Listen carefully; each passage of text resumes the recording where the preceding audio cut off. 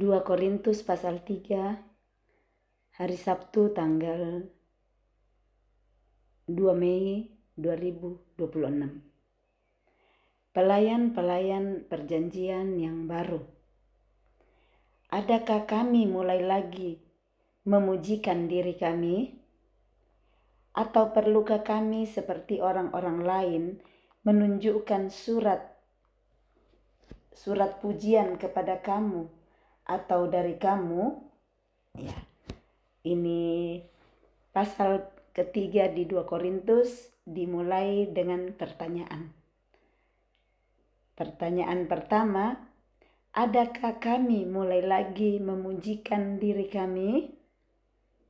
Pertanyaan kedua, atau perlukah kami seperti orang-orang lain menunjukkan surat pujian kepada kamu atau dari kamu? Nah, ini gaya bahasanya Paulus yang sering saya bagikan. Dia pakai gaya bahasa retorik ya, selalu dia bertanya tapi nanti dia jawab kembali. Nah, dia tanya, adakah kami mulai lagi memujikan diri kami? Paulus mau menguji dirinya dan rekan sepelayanannya. Kali ini Timotius ya. Adakah mereka mulai memujikan diri lagi? Mungkin dulu kalau dia bilang adakah kami mulai lagi. Mungkin pernah dulu di awal-awal pelayanan ada sedikit terbersit atau kurang lebih seperti itu. Tapi dalam perjalanan hidup Paulus semakin dimurnikan oleh Tuhan. Jadi Paulus nggak langsung murni tulus seperti yang dia bagikan di kitab pembacaan sebelumnya, tetapi Paulus perlu mengerjakan hatinya yang nggak murni, hatinya yang nggak tulus, yang dia bagi juga di kitab yang lainnya, yang dia katakan bahwa aku mau melakukan yang baik, tetapi kok yang tidak baik yang aku lakukan. Dia mengaku di sana. Artinya dia bilang aku nggak mau dipuji, tapi mungkin masih cari pujian dulu di awal. Saya coba mengerti begini ya, mohon maaf kalau saya salah. Lagi belajar tuntunan Roh Kudus terus untuk ngerti tulisan-tulisan Paulus supaya mengerti dengan bahasa kita. Terus yang ketulusan dan kemurnian dia ulang-ulang karena dia juga berusaha. Paulus nggak langsung murni, nggak langsung tulus, tapi dia mengusahakan. Kenapa di 1 Korintus 14 kan dia ngajak di situ kejarlah kasih. Kan dia jelaskan dulu di 1 Korintus 13 tentang kasih. Kemudian di 1 Korintus 14 dia bilang kejarlah kasih. Singkat itu, tetapi di dalamnya sudah mencakup semua kemurnian, ketulusan. Karena dia sendiri pasti kerjakan. Dia nggak langsung dapat. Yang diajarkan Paulus adalah yang dia hidupi, dia kejar, dia usahakan. Dia ngajak orang untuk mengusahakan karena dia sendiri mengusahakan di situ.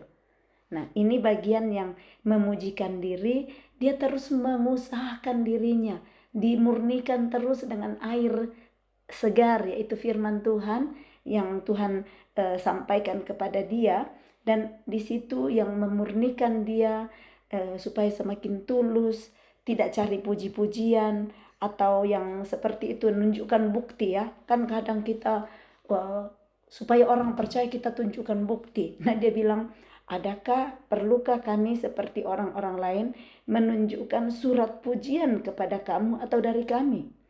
Jadi surat pujian kepada kamu atau dari kamu. Maksudnya dia kan orang biasanya mau bukti. Nah, simpan itu semua. Surat-surat pujian orang. Baru kalau ada orang diperlihatkan, lihat nih, aku dipuji begini loh, ini nih. Jadi Paulus tanya ulang kembali. Nah, pertanyaannya kepada kita hari ini, apakah kita masih memujikan diri saat kita lakukan sesuatu kepada orang lain? Apakah kita masih tunggu dipuji? Apakah kita masih tunggu untuk memperlihatkan surat pujian orang kepada kita ya? Saya lihat di diri saya untuk proses pemurnian dan ketulusan ini, kadang saya perlihatkan ke teman kalau ada pujian orang ke saya. Saya di WhatsApp misalnya, saya kasih lihat temanku, misalnya kami lagi dalam perjalanan di kereta, saya kasih lihat. Nah, dari hari ke hari saya semakin kenal hati saya masih cari pujian saat itu. Kenapa saya kasih lihat kan? Tapi dari waktu ke waktu semakin dimurnikan, semakin dibersihkan. Nah, kalau memperlihatkan misalnya kan kita kenali hati kita di dalam. Saya perlihatkan untuk satu kesaksian Tuhan dimuliakan, atau memang saya butuh pujian dan tunjukkan orang bukti, lihat nih, aku dipuji loh, aku dikirimin WhatsApp begini loh. Atau oh ya saya dipuji orang begini. Nah, nantinya melihat apakah saat kita memperlihatkan itu mencari untuk diri kita atau karena Tuhan yang murni mau dimuliakan dalam apa yang kita saksikan. Ini yang kita perlu bedakan terus dari hari ke hari. Kita lanjut ayat 2. Kamu adalah surat pujian kami yang tertulis dalam hati kami dan yang dikenal dan yang dapat dibaca oleh semua orang. Bagi Paulus, surat pujian untuk dia dan Timotius itu adalah kamu, orang-orang Korintus, yang dia mau bilang. Dia sangat melihat orang Korintus itu sesuatu yang sangat berharga. Pujian, surat pujian mereka itu yang tertulis di hati mereka itu adalah jemaat di Korintus. Nah, apakah kita juga melihat orang-orang dalam hidup kita itu sebagai surat pujian yang tertulis di hati kita? Apakah kita sudah melihat pasangan kita sebagai surat pujian kepada Tuhan, anak-anak kita? Atau kita bilang, kenapa ya saya menikah sama orang ini? Nyesal deh gue, kenapa dulu saya pilih menikah? Atau ini anak-anak, kenapa Tuhan kasih saya anak-anak yang gak mau dengar-dengar saya? Kenapa begini? Nah, ini yang bagaimana kita melihat di dalam hati kita. Wow, Engkau adalah surat pujian yang tertulis dalam hatiku, yang dikenal dan dapat dibaca oleh semua orang. Apakah kita bisa menaruh di hati kita seperti itu? Atau saya malu dilihat orang, tingkah laku anakku, tingkah laku suamiku. Kan seperti itu ya. Bagaimana kok kalau sama orang lain dia gak mau bicara, dia banyaklah yang kita semakin mau dimurnikan Tuhan hari ini, supaya dalam artinya kita bersyukur. Ini Paulus tetap mengatakan bahwa kamu adalah surat pujian kami yang tertulis dalam hati kami untuk orang Korintus. Padahal di awal-awal kan Paulus menulis surat untuk menegur mereka atas hal-hal yang mereka lakukan yang tidak sesuai dengan kehendak Tuhan. Ingat ya.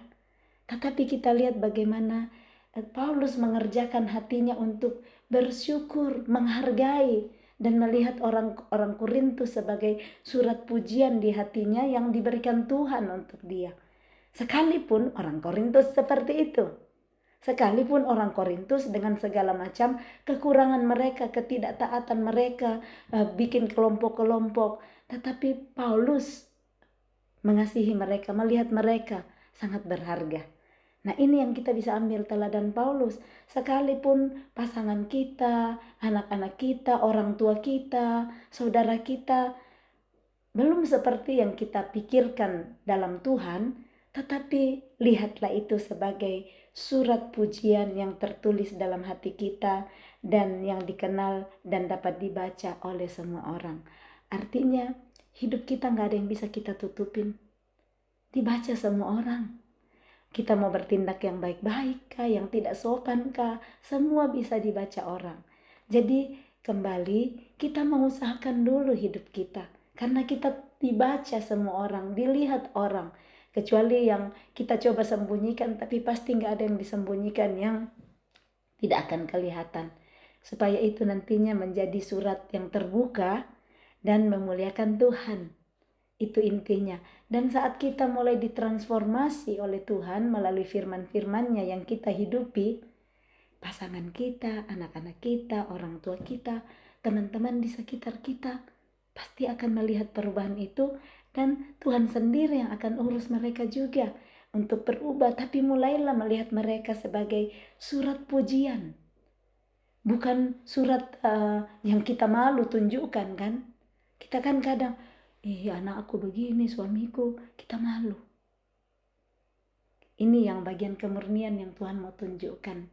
Kita melihat semua berharga seperti Tuhan melihat kita berharga.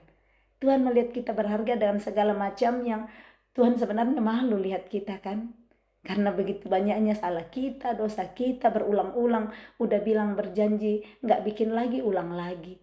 Nah, seperti Tuhan sudah mengasihi kita, kita mari mengasihi sesama kita, melihat mereka terus seperti surat pujian yang bisa dilihat semua orang.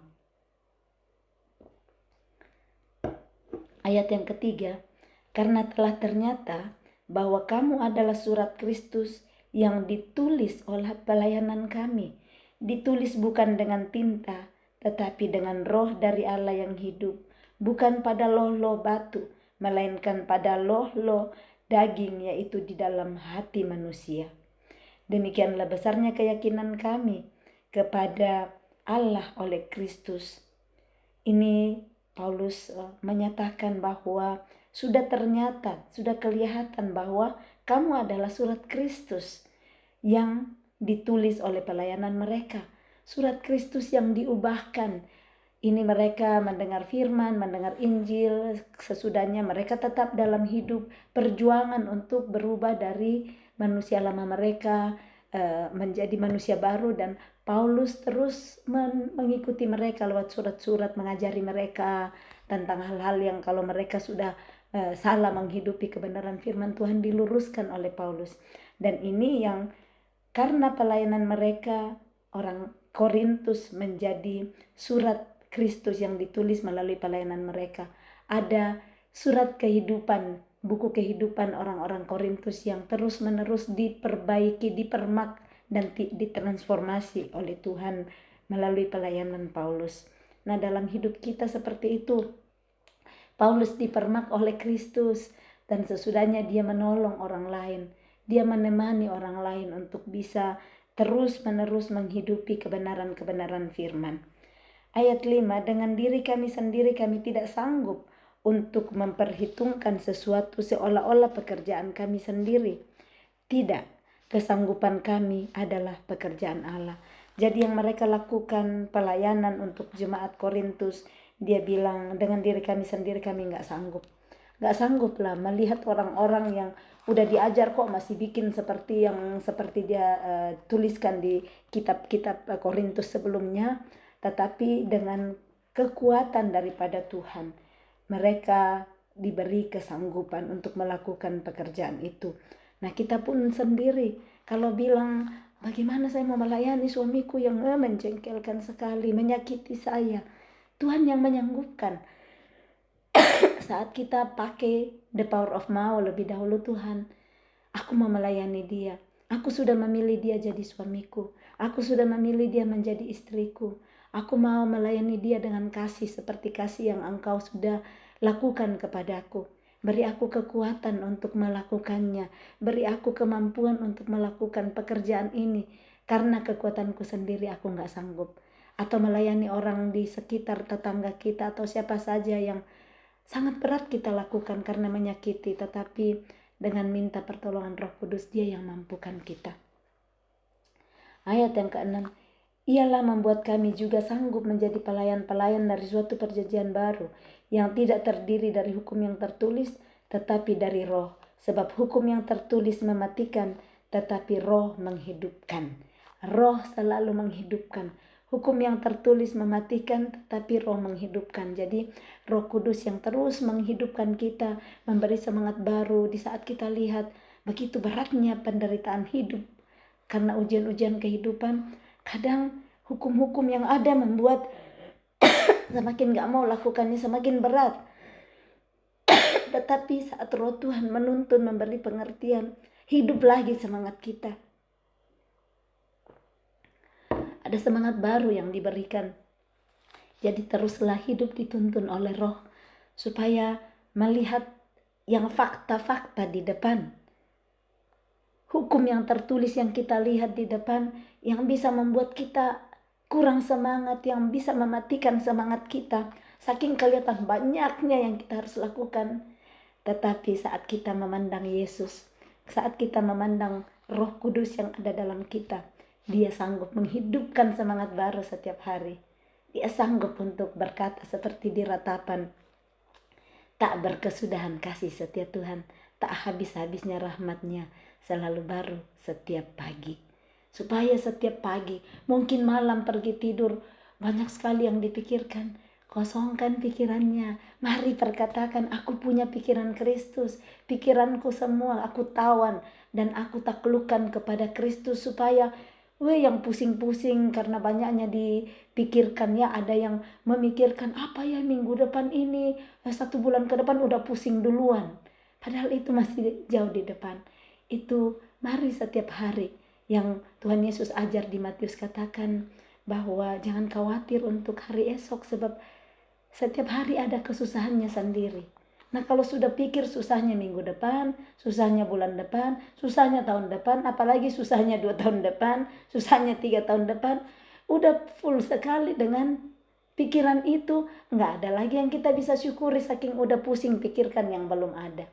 Tidak salah untuk mempersiapkan untuk ke depannya, tapi kalau itu yang sudah mengisi semua pikiran kita sehingga nggak bisa tentram, nggak bisa damai untuk hidup hari ini, segera Tuhan, aku mohon ampun, aku mau serahkan pikiranku semuanya, aku tawan dan taklukkan kepada pikiran Kristus, supaya pikiranmu yang kau taruh di hatiku mempercayai bahwa hari esok ada di dalam tanganmu.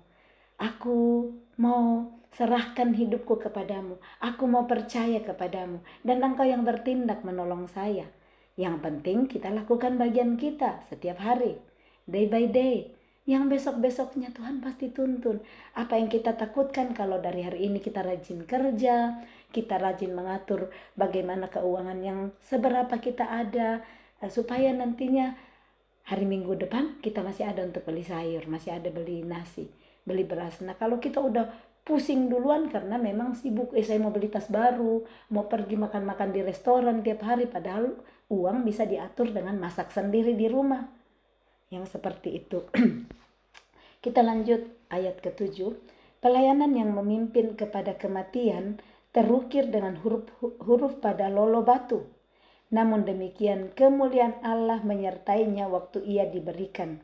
Sebab sekalipun pudar juga, cahaya muka Musa begitu cemerlang sehingga mata orang-orang Israel tidak tahan menatapnya. Jika pelayanan itu datang dengan kemuliaan yang demikian, betapa lebih besarnya lagi kemuliaan yang menyertai pelayanan roh. Sebab jika pelayanan yang memimpin kepada penghukuman itu mulia, betapa lebih mulianya lagi pelayanan yang memimpin kepada pembenaran. Sebenarnya apa yang dahulu dianggap mulia, jika dibandingkan dengan kemuliaan yang mengatasi segala sesuatu ini, sama sekali tidak mempunyai arti.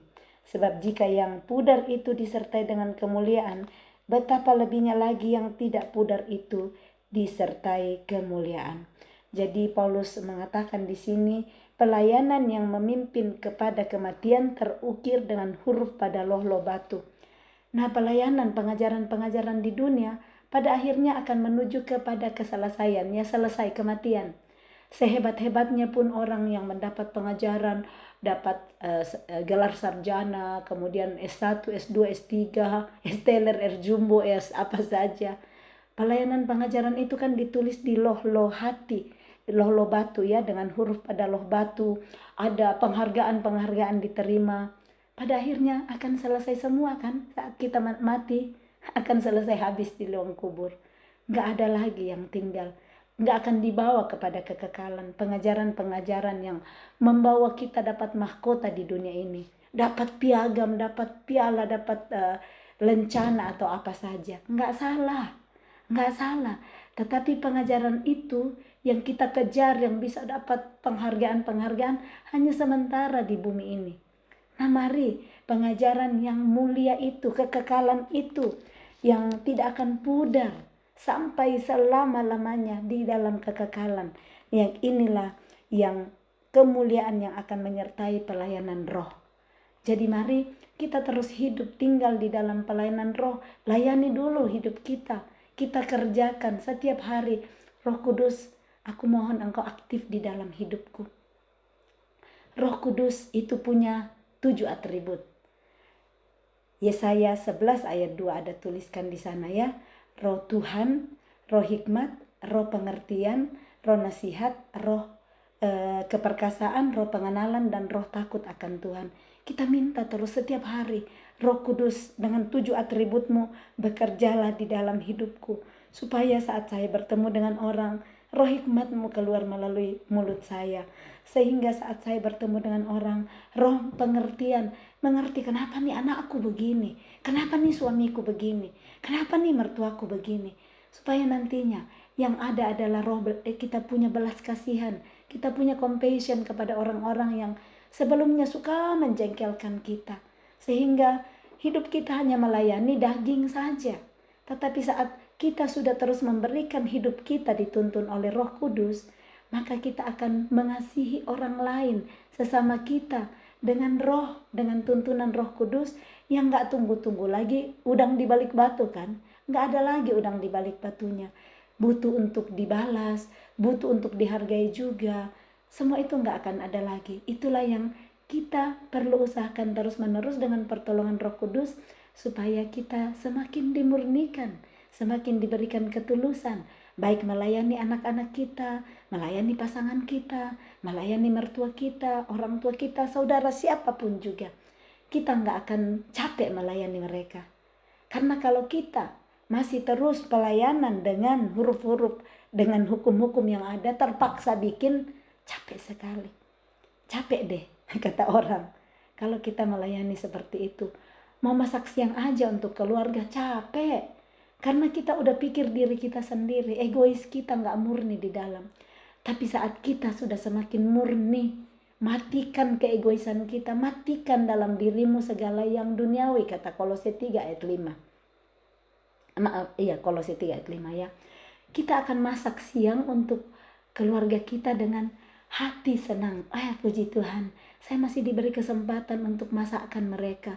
Saya masih diberi kesempatan untuk melayani keluarga saya.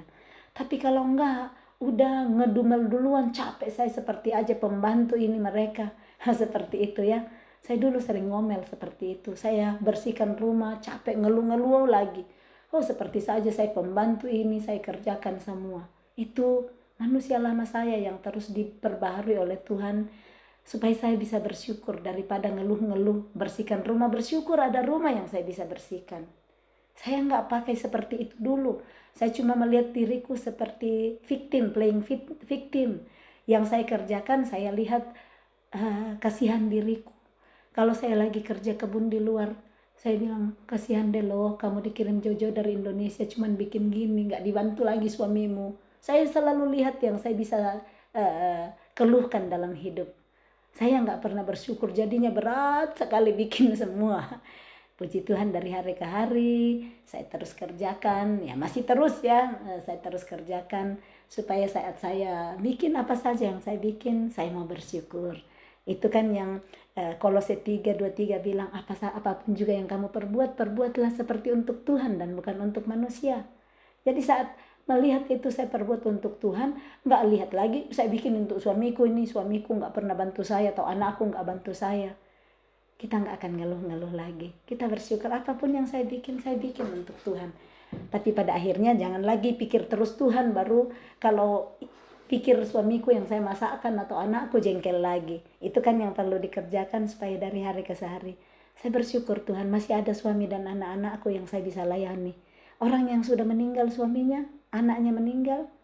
Hari ini satu orang yang baca Alkitab sama kami, satu rekan kami, minta izin, nggak bisa baca hari ini ya karena ada penguburan anak seorang teman gereja mereka katanya yang meninggal tenggelam di kolam renang. Nah, apalagi yang mau dilayani kalau sudah seperti itu. Jadi hari ini mari kita pakai pikiran Kristus, bersyukur kalau masih ada yang saya bisa masakkan. Saya masih diberi kekuatan, tangan saya masih kuat untuk masak. Cari yang saya bisa syukuri setiap hari. Karena kalau sudah tidak ada, penyesalan gak bisa kembali lagi. Yang sudah lewat sudah gak bisa lagi. Selagi masih ada waktu, pergunakanlah hari-hari yang ada. Pergunakan waktu yang ada. Jadi maksud firman Tuhan ini,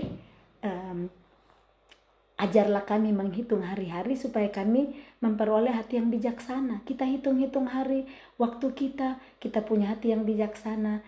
Kita lakukan yang terbaik. selagi kita masih bisa. Karena kalau sudah tidak ada waktunya lagi, mau bikin apapun gak bisa. Yang contoh tadi ya, orang tua yang kehilangan anak, katanya anak satu-satunya yang pergi seperti itu. Nah, mari layani keluarga kita, orang-orang yang Tuhan bawa dalam hidup kita dengan sepenuh hati, dengan sukacita. Dia yang akan memberi kekuatan kepada kita dan kita akan mengerjakannya dengan ringan, gak berat lagi. Dan gak ngeluh-ngeluh. Bersyukur itu akan membuat kita mudah melakukan segala sesuatu. Ya, kita lanjut, sudah sampai di ayat yang ke-7 ya. Sebab jika pelayanan yang memimpin kepada penghukuman itu mulia, betapa lebih mulianya lagi pelayanan yang memimpin kepada pembenaran. Oh ya, sudah tadi kan. Jadi kita terus melihat pelayanan yang memimpin kepada pembenaran itu untuk selama-lamanya, bukan cuman sementara di bumi ini. Hadiahnya ya, mahkota yang seperti Paulus bilang, mahkota yang akan aku dapat kekekalan. Ini orang berlari dengan segenap tenaga, segenap kekuatan di bumi untuk dapat penghargaan, kemuliaan-kemuliaan di bumi yang akan lenyap nantinya. Mari kita kerjakan, pakai hidup kita untuk hidup terus mencari kebenaran Dia, melayani Dia di dalam pembenaran, kebenaran-kebenaran firman-Nya. Ayat yang ke-12 kita sudah semua yang tadi sebenarnya di atas ya, jadi ayat 12. Karena kami mempunyai pengharapan yang demikian, maka kami bertindak dengan penuh keberanian. Ternyata yang membuat Paulus berani untuk bertindak seperti ini, menasehati orang Korintus, menasehati orang-orang Kreta. Dia tulisin loh di orang Kreta, kamu buas ya, kamu yang seperti binatang buas, kan harus berani untuk bilangin orang gitu. Karena kasih yang ada pada diri Paulus, sehingga dia berani menegur orang sedemikian. Nah, di Amsal pun dikatakan bersyukur kalau ada orang yang berani tegur kita. Nah, cuman biasanya kalau ada yang tegur malah kita nggak mau bicarain lagi, kan? Malah dijauhin, nggak mau lagi dekatin orang yang negur kita. Saya ditegur-tegur, dipermalukan. Coba pakai pikiran Kristus, bersyukur ada orang yang mau menegur kita. Sakit sekali dagingnya, pasti sakit daging karena ego kita yang kena di dalam ya. Kita merasa benar, kita merasa pintar, kita merasa hebat, ditegur. Ketahuan tuh ular beludaknya di dalam yang dikena panas api firman, itu yang marah keluar kan, marah keluar, segera tebas supaya enggak beranak pinak lagi atau bertelur lagi di dalam kita. Jadi kalau temukan seperti itu, Paulus berani bertindak karena dia punya pengharapan.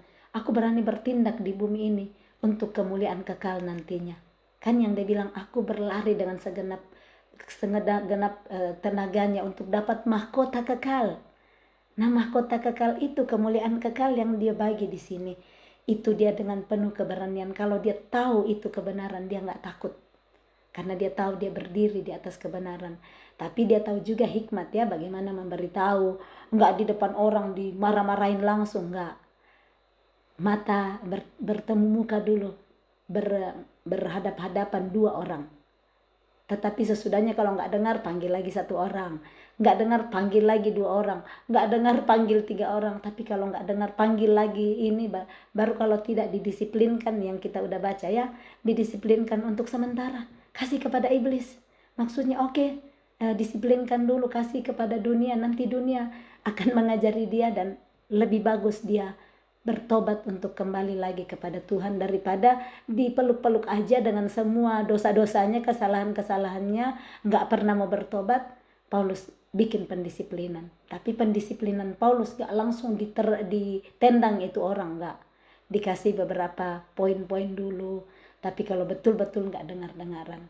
Nah, kalau kita ada di posisi ini 1, 2 kali, 3 kali sudah dinasehati, segeralah bertobat. Supaya nggak sampai didepak dan diserahkan kepada iblis. Seperti pembacaan kita yang sebelum-sebelumnya. Ayat yang ke-13. Tidak seperti Musa yang menyelubungi mukanya supaya mata orang-orang Israel jangan melihat hilangnya cahaya yang sementara itu. Tetapi pikiran mereka telah menjadi tumpul. Sebab sampai pada hari ini selubung itu masih tetap menyelubungi mereka. Jika mereka membaca perjanjian lama itu tanpa disingkapkan, karena hanya Kristus saja yang dapat menyingkapkannya. Perjanjian Baru kita lihat kan sampai pada waktu Yesus datang, orang-orang Farisi masih terus menunggu Mesias datang, padahal sudah di depan mereka. Karena nggak disingkapkan, hati yang tumpul, yang terus menunggu, yang dia pikirkan. Nah, hati tumpul itu adalah orang-orang yang menunggu apa yang dia pikirkan yang terjadi. Contoh, mau melihat perubahan pasangan, yang dia pikir itu harus seperti yang dia lihat, harus seperti yang dipikirkan.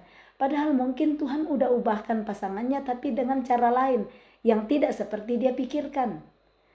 Nah, yang seperti ini yang namanya tumpul, karena betul-betul hanya berpikir harus seperti itu perubahan yang saya lihat. Padahal kalau punya pikiran Kristus lebih terbuka, akan lihat, wah puji Tuhan, sudah berubah banget suamiku, sudah banyak yang berubah. Dulunya gak pernah panggil saya sayang, sekarang udah panggil saya sayang. Kenapa? Karena kita yang mulai dulu panggil sayang. Jangan kita harapkan orang berubah baru kita gak mau berubah dulu. Matius 7 ayat 12 berkata, segala sesuatu yang kamu mau orang perbuat kepadamu, lakukan itu dulu. Nah, kalau sudah mulai berubah sendiri, panggil sayang kepada pasangan yang sebelumnya malah mungkin dikasih etiket-etiket si bodoh, si jelek atau apa, mulai panggil sayang. Suaminya atau istrinya dari hari ke hari dengar kata itu imannya timbul kan.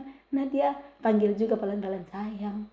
Nah, disitulah perubahan yang mungkin udah terjadi, syukuri itu. Jangan tunggu harus yang seperti kita pikir. Saya mau suamiku itu bawa saya keliling dunia jalan-jalan. Itu baru saya lihat dia berubah.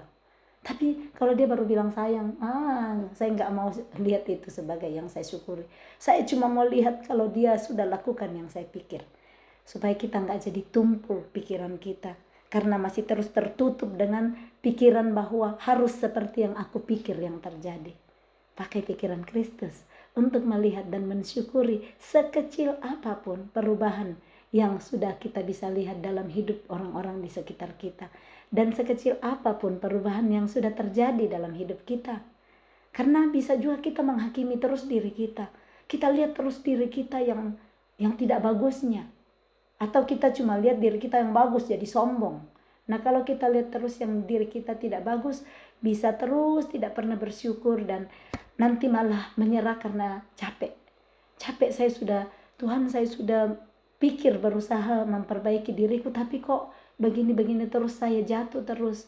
Nah, mulai lihat sekecil apapun perubahan yang Tuhan buat dalam diri kita, karena kita terus mau lakukan firman-Nya, sehingga dari hari ke hari hidup kita semakin diperbaharui, sehingga nantinya menyebarkan keharuman tentang Kristus kan, yang kita baca kemarin di 2 Korintus 2.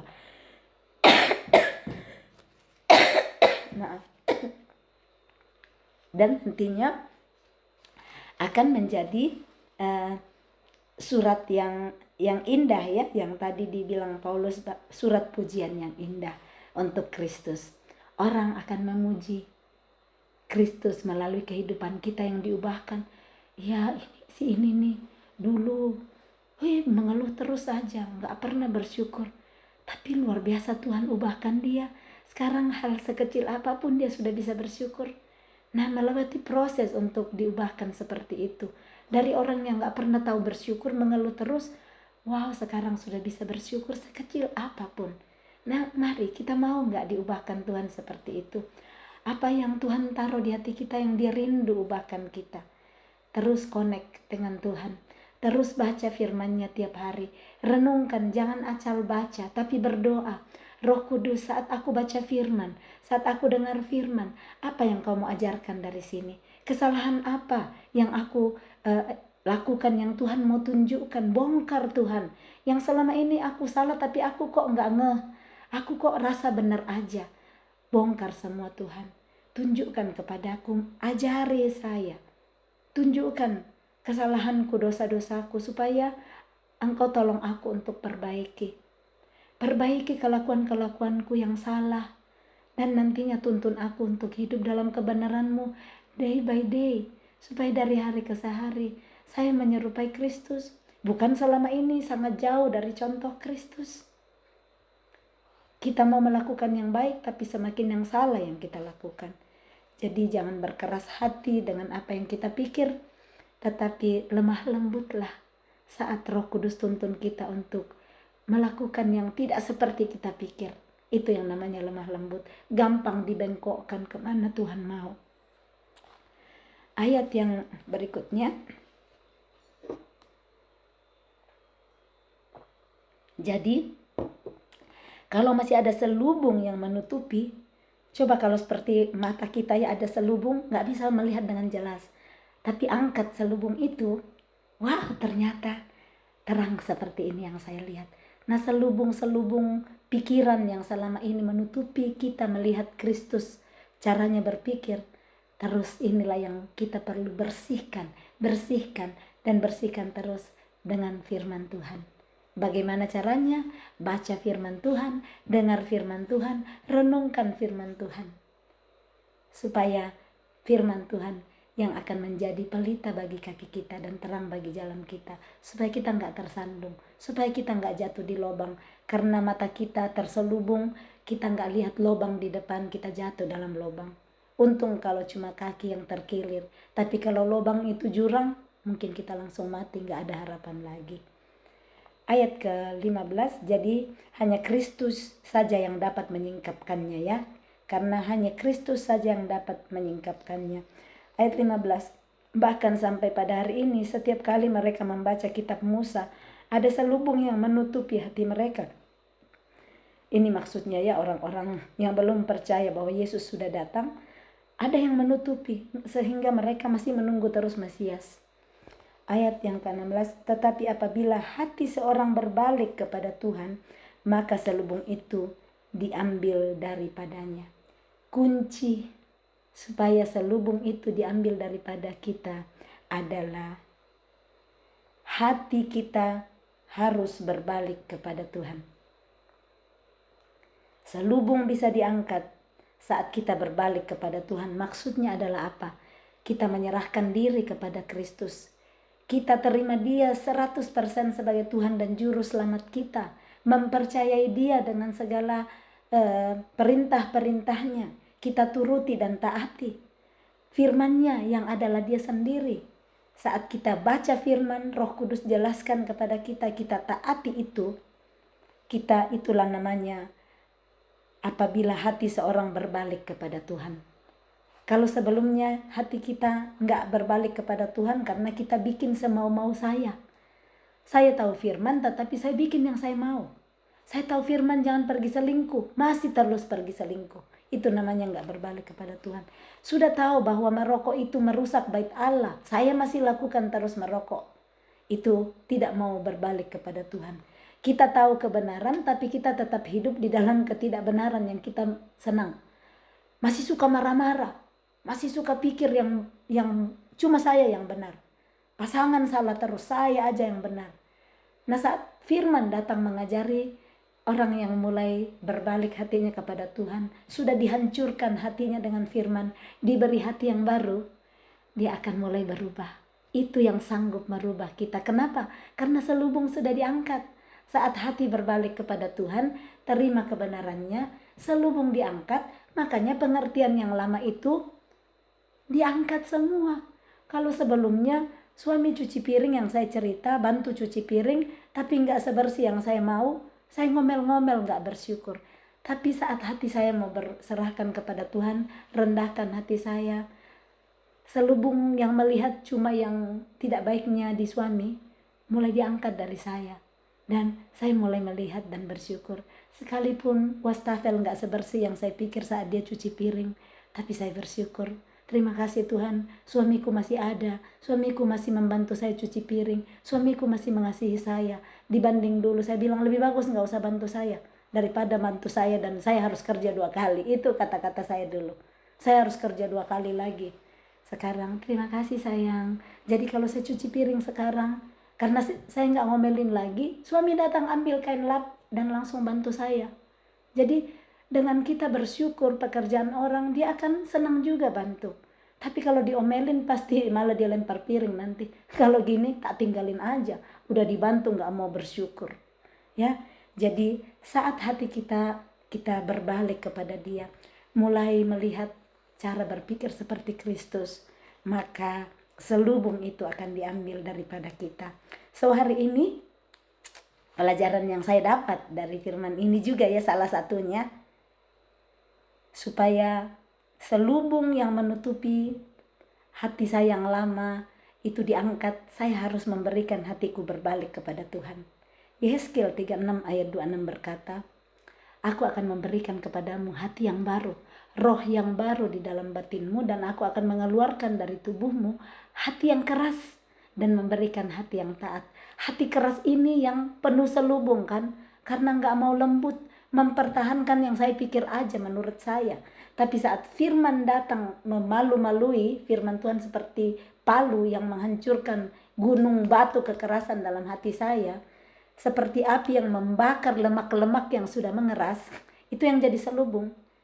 Itu akan disingkapkan, diambil selubungnya, dan mulai melihat berbeda daripada dulu. Mulai bersyukur. Kalau dulu ngeluh terus, gak pernah bersyukur dengan suami saya dulu paling banyak ngeluh tentang suami saya ya. Saya ngeluh terus. Mata saya diangkat selubungnya, saya jadi, Tuhan kenapa saya gak pernah lihat yang baik yang suamiku lakukan. Cuma jeleknya aja yang saya cari. Hal-hal kecil disingkapkan. Saya pulang belanja, dia angkatin saya dari dalam mobil, dibantu masuk ke rumah. Itu saya sudah mulai lihat dan syukuri. Yang sebelumnya saya gak pernah lihat itu. Pagi-pagi kalau musim dingin, suami saya bangun, dulu selalu bangun untuk bersihkan es ya, kalau musim dingin itu es. Saya enak-enak tidur, gak lihat. Padahal itu besar sekali loh yang dilakukan seseorang, bangun untuk bersihkan itu di apa namanya, ada seperti pisau tajamnya ada dipakai untuk kasih keluar es yang di mobil, kaca mobil. Dia lakukan loh, tapi saking selubung menutupi hati saya karena saya nggak lihat seperti itu. Puji Tuhan, dari hari ke hari selubung diangkat, sekecil apapun yang dia lakukan mulai saya bersyukur kepada Tuhan. Perlu terus pengerjaan ya, karena selubung-selubung itu diangkat, tapi hati yang keras terus dikeluarkan Tuhan supaya hati yang taat mulai datang. Jadi mari kita lembutkan hati kita, melihat yang kita bisa syukuri sekecil apapun. Saya cerita tentang pasangan, tetapi bisa juga orang lain ya, bisa orang tua kita, anak-anak kita, atau siapapun. Kita terus perhatikan, jangan cuma lihat titik hitam. Saya sering kasih ilustrasi ya, ada kertas putih yang kita taruh satu ini aja seperti ini. Tunggu, saya mau kasih lihat, kami kan sementara jadi kami baca juga, jadi saya mau kasih lihat dulu bagaimana kita melihat ini. Kalau ada kertas putih besar sekali begini, tapi saya cuma lihat yang hitam kecil sekali, cuman 0,0000001% di seluruh kertas putih, itu terus yang saya langsung lihat. Coba kalau lihat begini, kan mata langsung lihat yang hitamnya, padahal besar sekali yang putih. Nah seperti itu, mari kita belajar melihat kertas yang putihnya daripada mata kita langsung tertuju ke titik hitam dalam hidup seseorang, sehingga kita bersyukur Tuhan, saya bersyukur suamiku, bersyukur istriku, bersyukur anak-anakku, bersyukur saudaraku. Titik hitamnya yang ada, coba mulai tidak terlalu perhatikan, tapi bersyukur dengan titik putih, kertas warna putihnya di sana. Ya, itu namanya bersyukur. Jadi titik hitam yang selama ini yang ngeluh karena lihat itu. Kalau kita lihat orang, bicara sama orang ya, contoh gini, ada daun singkong di gigi ya, yang biasa makan daun singkong tumbuk, di Indonesia kan ada daun singkong tumbuk. Kadang kalau tinggal di gigi kan kelihatan banget. Cerita sama orang pasti langsung kelihatan itu kan di gigi.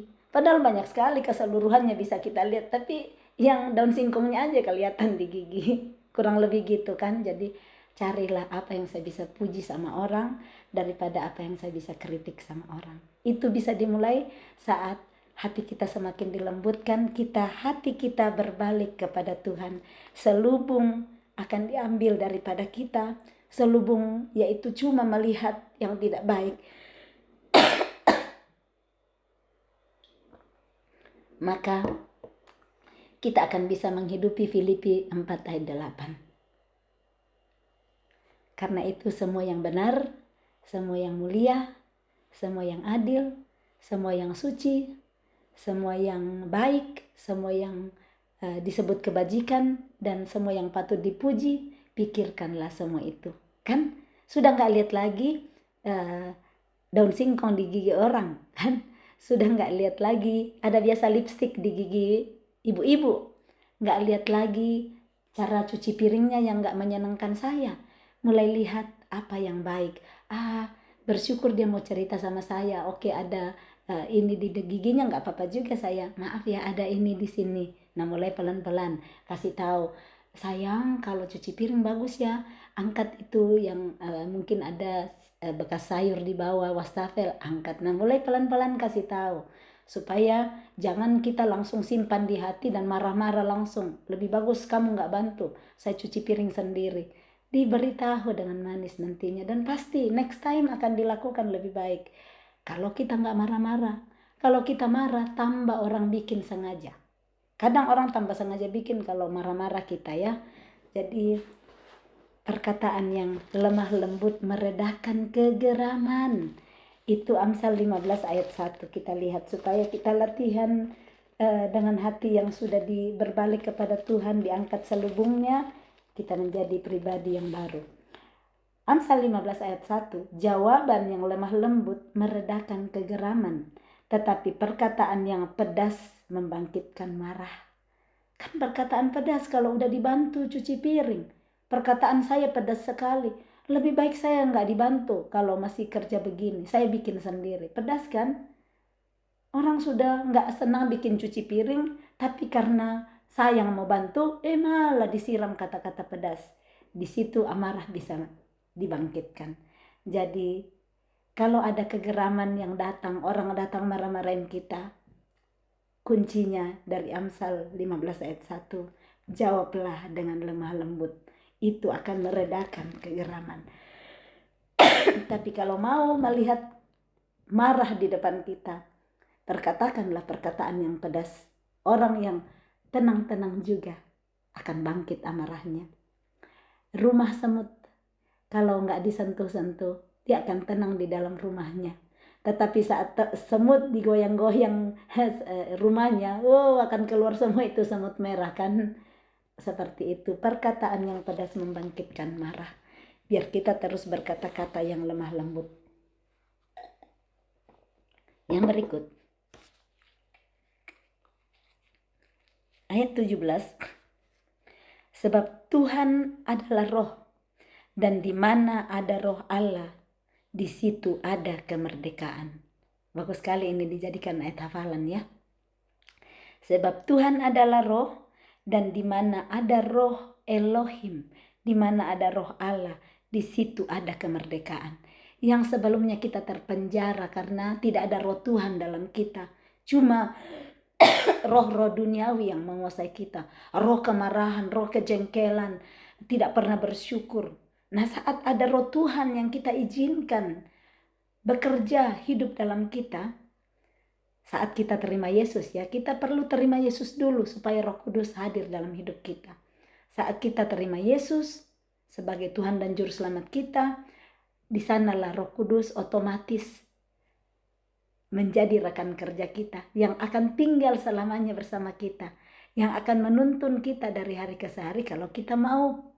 Karena bisa saja orang bilang saya sudah diterima Yesus, saya sudah dibaptis, tetapi enggak izinkan Roh Kudus bekerja bersama dengan dia.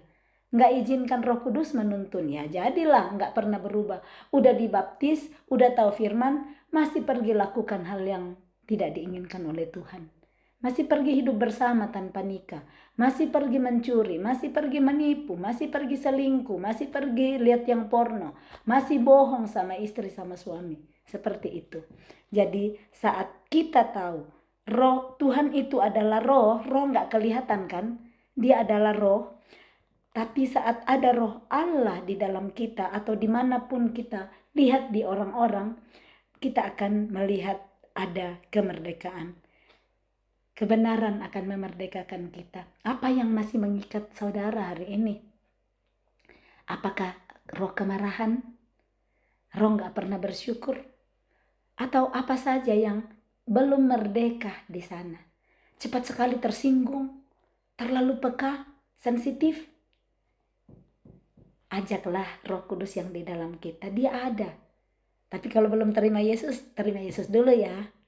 Kita perlu cari orang yang bisa menuntun. Saya mau menerima Yesus sebagai Tuhan dan Juru Selamat dalam hidupku. Beri diri, dibaptis, bertobat. Dan di mana ada Roh Allah, di situ ada kemerdekaan. Kita dimerdekakan dari kejengkelan-kejengkelan. Kita mulai melihat berbeda. Kita diganti kacamata kita. Kacamata yang kabur-kabur dulu kan. Cuman lihat yang jelek sama orang. Kacamata itu digantikan dengan kacamata yang bersih. Wow, ternyata orang yang saya kritik terus dulu ada baik banget di dalam hidupnya. Fokus lihat itu. Jangan fokus yang hitamnya. Di mana ada Roh Allah, di situ ada kemerdekaan. Dan kita semua mencerminkan kemuliaan Tuhan dengan muka yang tidak terselubung. Dan karena kemuliaan itu datangnya dari Tuhan yang adalah Roh, maka kita diubah menjadi serupa dengan gambarnya dalam kemuliaan yang semakin besar. Dari hari ke hari, saat kita sudah berbalik, kita memberikan hati kita kepada Dia, Dia mengangkat selubung daripada kita, Roh Tuhan semakin aktif dalam diri kita. Tuhan yang adalah Roh itu yang akan terus mengubahkan kita serupa dengan gambarnya. Terus mengubahkan kita sehingga kemuliaannya semakin besar melalui kehidupan kita. Sehingga orang saat melihat kita senang bersama-sama dengan kita. Orang senang cerita sama kita. Orang senang dekat-dekat dengan kita. Dan Tuhan yang mereka muliakan. Tuhan dimuliakan lewat Roh-Nya yang bekerja, yang kita ingin izinkan di dalam kehidupan kita. Selubung semakin diangkat, kacamata kita melihat semakin jernih, kita juga pasti akan lebih enak hidupnya kan, karena merdeka. Nggak terikat lagi dengan segala macam overthinking kita, yang sangat berat itu yang overthinking. Yang tadi udah mikir yang belum terjadi ke depan, nggak bisa bersyukur yang sudah ada. Mulai hari ini dengan bersyukur. Bersyukurlah kepada Tuhan sebab Ia baik, bahwasanya untuk selama-lamanya kasih setianya. Saat kita semakin bersyukur, setiap hari bersyukur kepada Tuhan karena Dia baik, kita akan melihat kasih setianya dari hari ke hari menuntun kita. Dari hari ke hari, lihat cari tempat parkir aja ya. Kadang kalau saya pergi kerja, saya percaya Tuhan sudah siapkan satu tempat parkir untuk saya, dan luar biasa selalu ada tempat parkir. Ya mungkin ada satu kali nggak ada ya, pasti Tuhan mau ajar saya yang berbeda ya. Tetapi setiap kali tempat parkir, terima kasih Tuhan kau sudah sediakan untuk saya. Tapi jangan kita selalu andalkan itu dan kita salah sendiri. Misalnya mau pergi makan bakso ya, mau pergi makan bakso tapi udah ditulis jam 3 sore sudah tutup. Saya andalkan Tuhan, saya berdoa pasti Tuhan Dia bukakan nanti saya. Datang 2:30, 3:30. Udah tutup, Tuhan nggak buka lagi karena udah ada tulisan. Kami tutup jam 3 sore. Mau ngandalin, ya Tuhan pasti sanggup tolong saya. Yang begitu perlu roh hikmat kan Tuhan sudah kasih. Roh hikmat dalam kita, roh pengertian. Supaya kita nggak paksakan yang memang sudah ada di sana peraturannya.